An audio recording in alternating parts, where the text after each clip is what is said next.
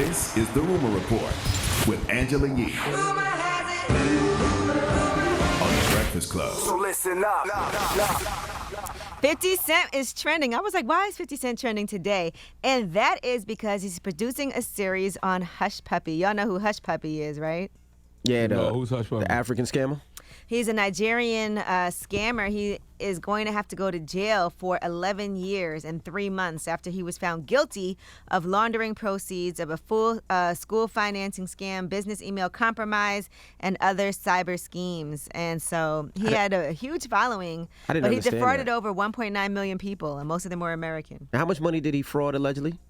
More than $24 million. I didn't understand that. So he frauded allegedly $24 million. He has to do how much time in jail? 11 years, and he has to do some restitution. Only 1.7 in restitution, so he only has to give 1.7 back, and he scammed over $24 million? You know, it's really hard. If you watch like Tinder, Swindler, and all of those, it is really difficult to get people to even do jail time sometimes with things like this when people get scammed and defrauded.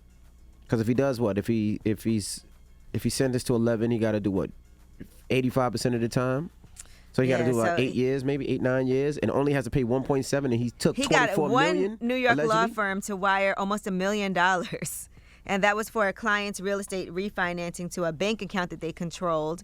And so it was a spoofed address that he had. So he was basically spoofing these email addresses and then getting people to wire money over. Right. Another person said he got $1 million from them. He allegedly faked the financing of a school by playing the roles of bank officials and creating a bogus website in a scheme that also bribed a foreign official to keep the elaborate pretense going after the victim was tipped off.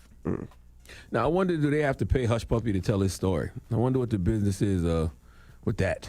That's a good question. Now, one of his co-conspirators pleaded guilty in November to one count of conspiracy to engage in money laundering. He's serving 11 years also, and he has to pay more than $30 million in restitution.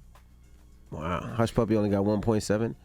He has to pay, yeah. So he also wrote a letter to the 1.7. judge. He said, I make no excuse for my actions, and I take full responsibility for what I've done. If I could turn back the hand of time, I would make an entirely different decision and be more careful in the choices and friends that I make. Did you say only 1.7 million? Yes, because he stole 24 million. Yes, it's only 1.7. 1.7 is a scammer's dream. All these scammers that be sending us emails all day long from Nigeria, they'd love to come up off 1.7. No, he only has to pay back 1.7. He has to pay back 1.7. Yes. He ain't got it. Yeah, no, hell no, he ain't got it. But listen, he was posting all these things on Instagram, Private if you guys recall. jets, cars, jewelry, watches, everything. I followed him for a little bit. Yeah. So he lived. You followed him. Yeah, I seen him. I was like, As long as he got a couple of months of stunting on Instagram, he lived. he got a couple of years, I think. I think he got a year or two. Okay. Yeah. He got a couple of years of stunting on Instagram. He lived. He had over a lived million good. followers. Now, He did- investigators at the And scene. he got a TV show. Oh my God! When He they got won. him, and investigators at the scene, they got him at the exclusive Palazzo Versace resort in Dubai. They arrested him, but they did seize nearly $41 million there. 13 luxury cars worth $6.8 million. Oh, okay. And phone and computer evidence, including the email addresses of nearly 2 million possible victims. All right, that makes sense now. Yeah. So they got a lot of it So back. they seized that money right there. Okay, all right. But I'm not anyway, mad at it, but it that's does feel like I'm not mad at it, but it does feel like we're rewarding bad behavior though. Because he's a legend now. He been a legend clearly because I guess his Instagram, but Right. now he's really a legend because he got a TV show coming. You kinda wanna executive produced by 50 Cent. You kind of want to see how he does it, though, how he did it, how he scammed people, Why? how he made, because you don't want to go I through mean, they it. did the whole Madoff Yeah. thing. Yeah, it's kind of a way People to is- show people. And then it's also a warning. If you watch something like that and then Yeah. you get an email like he was sending out, you're like, oh, that's a fraud. People are still stupid. They still wiring money, like wiring happens money all to the buy time. cars, you know? Like, Okay, why- Envy. like my dumb ass. Well, listen, who's going to be the first crypto scammer or NFT scammer to get a TV show? Because that's coming soon. Oh, for sure. All right, now let's talk about a conversation between Nicki Minaj and JT for the new ID magazine cover story. The two of them had an amazing conversation. And so there was a moderator there during this discussion. And so one thing that they talk about is JT just says she remembers when she first heard Nicki Minaj's music. She said, I was a delusional little girl who had this love-hate relationship in my mind with Nicki Minaj. It was because I knew how to rap always. And Nicki knew too. I was so deep in the gutter when Nicki first started. She was the round the way girl. She did the Jump Off remix. And I was like, she's so pretty. She's so hood. A couple of years later, you went into your more pop era.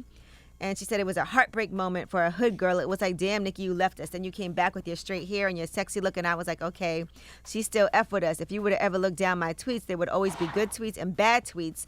That was the disconnection.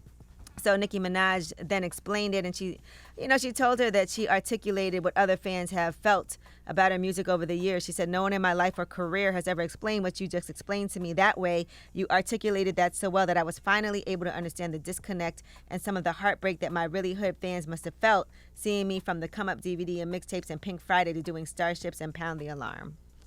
JT was a fan, and when you're a fan, your favorite, takes you on ebbs and flows, takes you on, ups and downs. That's the journey of a career. So it happens. And then JT also said as an artist herself now, she understands why a person would pursue pop hits. Yeah. And some albums you're going to love from a person, some music you're going to love from a person, some you won't. Some songs you're not going to like but understand why they do them.